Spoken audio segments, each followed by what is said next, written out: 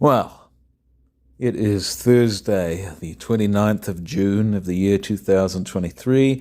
It is 6:24 in the evening, and you'll most likely see this, oh Lord, maybe Sunday, because I do have plans on putting out another video before that.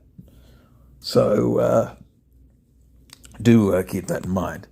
So I have just come off of finishing the notes for the conclusion of the second of a planned 6 books of the novel I'm writing at the moment, which has a lot to do with religion and Christianity, and also what it takes to be a great writer and such.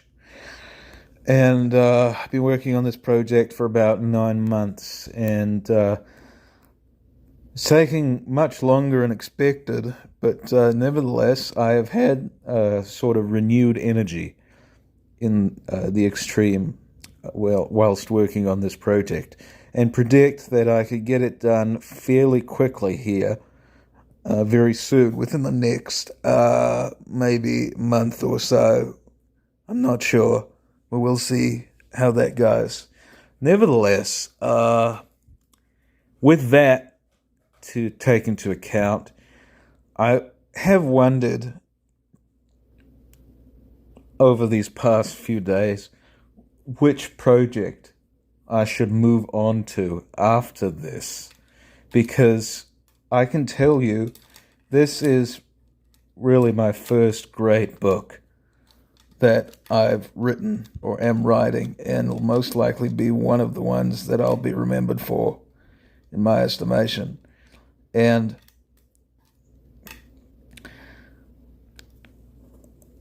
because of that, I don't necessarily want to be too, I suppose, hasty in putting it out. I want to give it a bit of time and a few volumes in between before that sees the light of day. And because of that, I want to perhaps work on something that is, let's say, not, I don't know, it's not as great, but nevertheless, still of comparable quality. Nevertheless, I do have a few ideas for works in progress that I could be writing. Of course, as I've mentioned, I'm dictating my first ever novel. Actually, I'm no longer dictating it because I simply cannot muster the energy to speak that thing into my phone any longer. It's wearing on my voice, and really, it's just exhausting me to the point where I can't really do much of anything for the rest of the day other than just sit around and think as to how I'm going to order things and such. And so what I've done is I've basically I have completed drafts of the book which have been heavily edited, and I'm basically pasting those into the Word document and correlating them with the original manuscript and trying to get them back to as much as possible to the original state of the work. So that's what I've been doing. But nevertheless, that project, along with the one that I am writing at the moment, is at the forefront of my mind. But I do have, as I said, several ideas at the ready. 3 in particular. One you most likely already know because I've made a video about it, and it's for an adventure story in the vein of H. Rider Haggard or Paul du Chaillu, called The Ivory Tower, which concerns basically a group of government assassins and also down on his luck documentarian, broadcaster, and naturalist whom they go down to Africa to sort of eliminate all poachers of all creatures: elephants, rhinoceros, gorillas, lions, whatever. And it would basically almost be sort of a thriller in a sense, but, sort of a literary type of an affair. As I said, much like explorations and adventures in equatorial Africa. So that's one idea that I have sort of in the pipeline that I could well turn to at any moment. Of course, as I have expressed in my previous video on the subject, that particular project will require quite a lot of research in order to get things right and such, and I can technically read things about the area that I will be describing, but also I have some clients whom I work for who are from South Africa or of South African ancestry who know very well a lot about the area, and so I may well ask them about it. So this project may well be perhaps the most technically difficult for me to do because of all the research that has to go into it. So I just needed to take that into account. The second one that I have is one that is a bit more difficult for me to talk about because it does partly involve what happened to me around the Christmas holiday of 2021, and which has afflicted me pretty much until the 6th or 7th of June of 2022. And basically, the title of that work would be called El Engaño. Now, that is a Spanish expression, which, if you don't know, means basically the hoax or the deception or something of that sort. And this story would be a utopian sort of a tale in which a young man consciously seeks after utopia and is in conversation with one of his colleagues about it and such, and how really it cannot be achieved at all because the humans are an imperfect race and such. And so he reads all this utopian literature, such as Erewhon by Samuel Butler and Looking Backward by Bellamy, and a few other ones, maybe William Dean Howells' Traveller in Etruria or From Etruria. And then what really sort of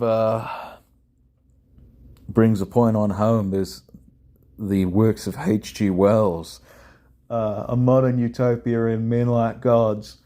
And basically, this is also taking largely from what happened in June and July of 2021, where my uncle had succumbed to a still unknown illness and is basically been bedbound almost pretty much since then, and has been living with us since that point. And basically this character feels trapped in his existence and is compelled ever more to look after utopia. And the place where indeed he does find it upon the Christmas holiday of that particular year is insanity. And basically, I won't detail all the things that happen, but if this particular novel will most likely be as in-depth a retelling of what befell me as anyone is likely to get, because I'm still trying to really just process all that happened during that time, because really I was happier than ever I had been. Yet at the same time, to look back at those days, I just cannot but be slightly unnerved by it all Also, the title itself, Elengania, will be very symbolic, I suppose, because it'll mean two different things. Elengania, obviously, saying that it's a deception. Utopia is basically no place, nowhere. So it's a sort of a take on that. And also, Elengania will be the name of the town in which I set this particular tale, which is largely based on the one in which I currently reside. And you can guess by that name just really how I feel about my current environs. This particular book also will derive quite a bit from Spanish painter Francisco Goya, who happens to be my favorite classical painter, and will, of course, take a lot of the elements from much of his work and also just life in general, because during that time I felt very much like Goya himself. In fact, also during that point is when I took up painting. If any of you remember, I think I did one or two videos in which I showed some of my paintings. And so yes, that would also be interesting to expound on there. Actually, I've consciously been trying to incorporate into each of these books. Well, I've basically made it an effort ever since I started working on this current project to incorporate into my novels sort of elements of famous works of classical art. And this will probably be the apex of that in the extreme.